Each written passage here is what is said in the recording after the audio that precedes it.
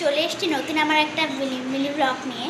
তো এই মিনি ব্লগকে এখন আমার কাছে চলে এসছে মোমো বানাচ্ছে আমার দিদি। তো সেই ব্লগটাই আজকে তোমাদের সাথে শেয়ার করছি। ফার্স্টে এর ফুডটা দেখাই দিচ্ছি। তো কতটাই দেখো, এটা কিন্তু পনির মোমো হচ্ছে আর চিকেন না। আমি এটা ফার্স্ট টাইম ট্রাই করবো, কারা কারা ট্রাই করেছে আমাকে কমেন্টে কিন্তু একদম জানাবে। আর এই দেখো লেচি, এটা এরকম সাইজের হচ্ছে, তোমরা এর থেকে বড়ো কতটা ছোটো করতে পারো।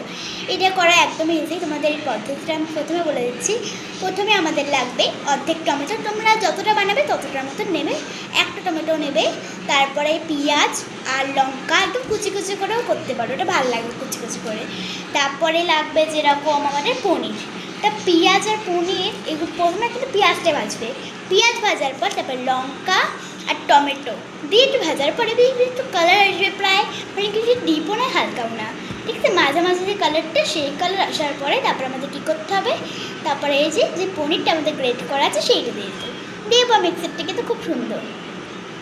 আর এবার লেচির বিষয়ে বলি, লেচির বিষয়ে কিন্তু একদমই কম। লেচিটাকে জল দিয়ে হালকা হাতে মেখে নিতে হবে, বেশি নরমও না হয় শক্ত, মাঝামাঝি টাইপের মেখে নিতে হবে। আর পুর তোমার ডিজাইন বা যে কোনোভাবে করতে পারো। তো দেখেছো তারপরে এরকম। আর এবারে স্টিমের ব্যাপারে বলছি, কারণ একটা ব্লগে তো বলতে হবে। স্টিমের ব্যাপারে বলছি, এটা কিন্তু 10 মিনিটে তোমরা রাখবে। 10 মিনিট রাখার মানে 7 মিনিট পরে একটুখানি দেখে নিতে হবে, চেক করে নেবে। আর মোমো তো সবাই খাও, জানো কেমন হয়, তো দেখে বুঝে তারপর নামিয়ে নিতে হবে।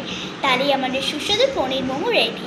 যদি ভিডিওটা ভালো লাগে তাহলে like, comment, share and subscribe করতে কোনোদিনও ভুলবে না। আর সেটা আমি নিজেও জানি। বাই।